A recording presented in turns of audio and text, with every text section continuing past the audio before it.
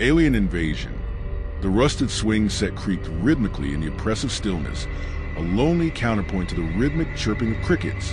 10-year-old Lily sat perched on the edge of the old tire swing, her bare feet dragging through the overgrown grass. The air hung heavy and humid, thick with the scent of honeysuckle and the coming storm. Fireflies winked in and out of existence amongst the tall stalks of corn that bordered her family's farm. Their ethereal glow a stark contrast to the encroaching darkness. She was supposed to be inside, helping her mother with dinner.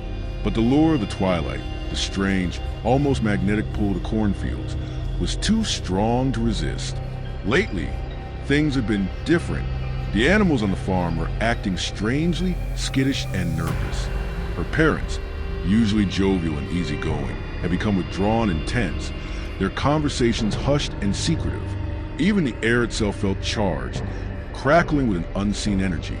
Lily had overheard snippets of whispered conversations, words like strange lights, missing livestock, and government man. She didn't understand what it all meant, but she knew, with a child's innate intuition, that something was wrong, very wrong. A shiver danced down her spine, a prickle of unease that had nothing to do with the evening chill. She felt a sudden, inexplicable urge to look behind her, to scan the darkening fields for something she couldn't quite define. The feeling intensified, a growing sense of being watched, of being hunted. She swiveled on the tire swing, her eyes scanning the cornfield, searching for the source of her unease. The fireflies seemed to have vanished, swallowed by the deepening gloom. The crickets, too, had fallen silent. The only sound was the gentle creaking of the swing set and the distant rumble of thunder. Then she saw it, a flicker of movement in the corn stalks, too quick to be an animal, too deliberate to be the wind. A flash of metallic light, like a shard of broken glass, reflecting the hidden moon. Her heart pounded in her chest, a frantic drumbeat against her ribs.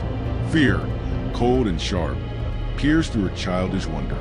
She wanted to scream, to run back to the safety of the farmhouse, but she was frozen, rooted to the spot, her eyes fixed on the shifting shadows in the corn.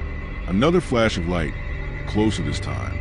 The stalks parted, revealing a glimpse of something unnatural, something not of this world. A long, slender limb, the color of polished pewter, reached out from the darkness, its surface shimmering in the faint light. At the end of the limb, a hand, not human, not animal, with long, spindly fingers tipped with sharp, metallic claws. The hand hovered in the air for a moment, as if testing the atmosphere, then slowly reached towards her. Lily finally found her voice. A small, choked gasp escaped her lips, a silent plea lost in the stillness of the night. The hand continued its slow, deliberate advance, the metallic claws glinting menacingly in the dim light. The air crackled with an unseen energy, a palpable tension that made the hairs on the back of her neck stand on end. This was it, the moment of undeniable truth, the moment she would face the unknown, the otherworldly. The hand paused inches from her face, the metallic claws sharp enough to draw blood. Lily squeezed her eyes shut, bracing for the inevitable. But instead of pain, she felt a strange warmth radiating from the hand, a gentle pulsing sensation that resonated deep within her bones. She tentatively opened her eyes. The hand was still there, hovering just before her, but the menacing claws had retracted, replaced by what appeared to be suction cups. Small, translucent circles pulsed with a soft, rhythmic light, mirroring the bluish-green glow that now emanated from within the cornfield. The glow intensified, pushing back the shadows, revealing the creature attached to the hand. It was tall and slender, its limbs elongated and thin, almost skeletal. Its skin, a shimmering translucent gray, seemed to absorb and reflect the surrounding light. Large black eyes, devoid of pupils, regarded her with an unnerving intensity. It had no discernible mouth, only a small, pulsating orifice where a mouth should be. From its elongated head, thin, wiry filaments protruded, twitching and probing the air like the antennae of some grotesque insect. But despite its alien appearance, Lily felt no fear. The radiating warmth from the creature's hand had washed away her terror, replacing it with a strange sense of calm. The creature tilted its head, the filaments on its head swaying gently, as if studying her.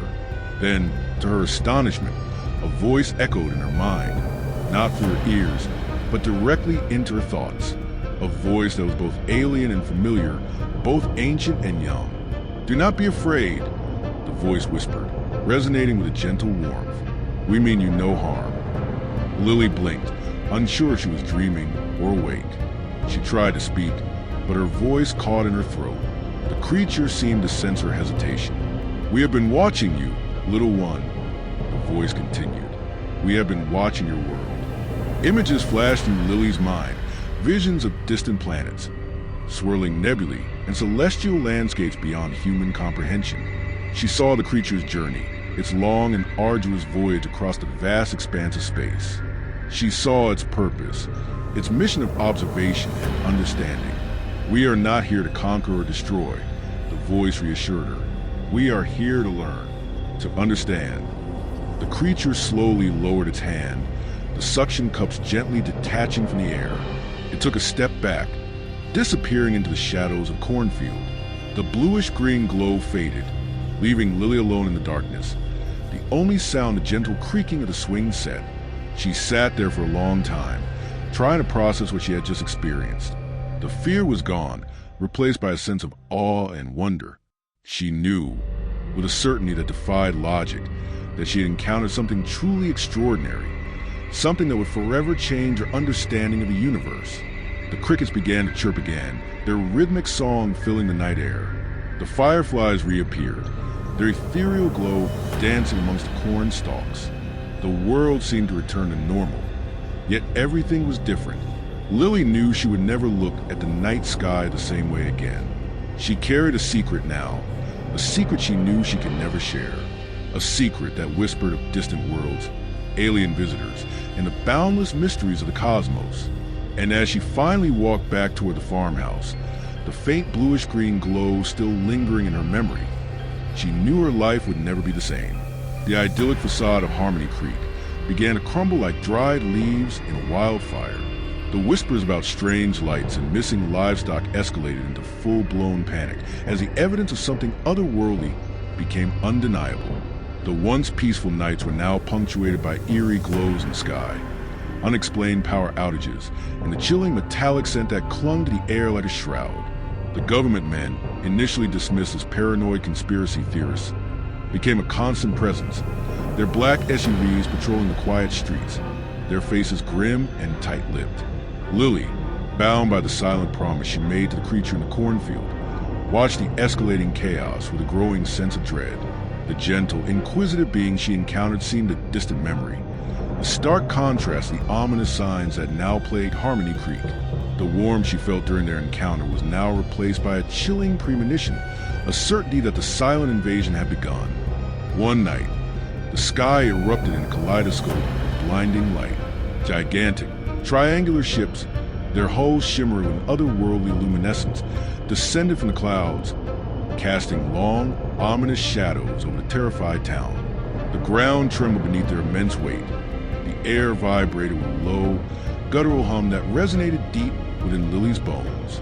The creatures emerged, not the gentle observer Lily had met, but legions of its brethren, their forms now stark and menacing in the harsh light of their ships.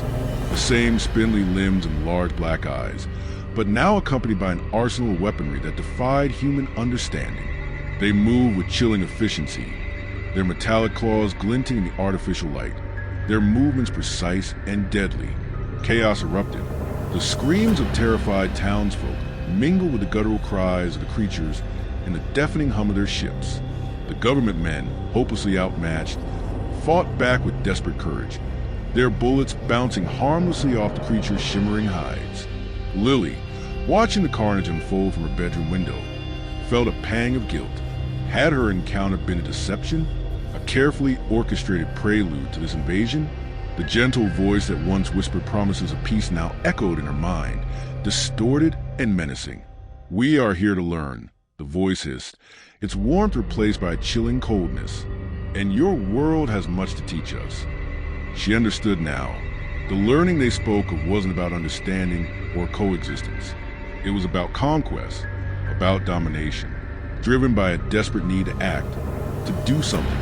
Lily remembered the images that flashed through her mind during her encounter. Images of the creature's homeworld, its technology, its vulnerabilities. A risky plan formed in her mind, a desperate gamble to save her town, her world. She slipped out of her window and into the chaos, a small, insignificant figure against a backdrop of an alien invasion. But within her heart, a spark of defiance flickered, fueled by the memory of the gentle creature she once met, and the chilling realization of what had become. The fate of Harmony Creek, perhaps even the fate of Earth, now rested on the shoulders of a 10-year-old girl. She ran toward the nearest ship, her small hand clutching a shard of broken glass, a glimmer of hope in the encroaching darkness. The silent invasion had become a war, and Lily was ready to fight.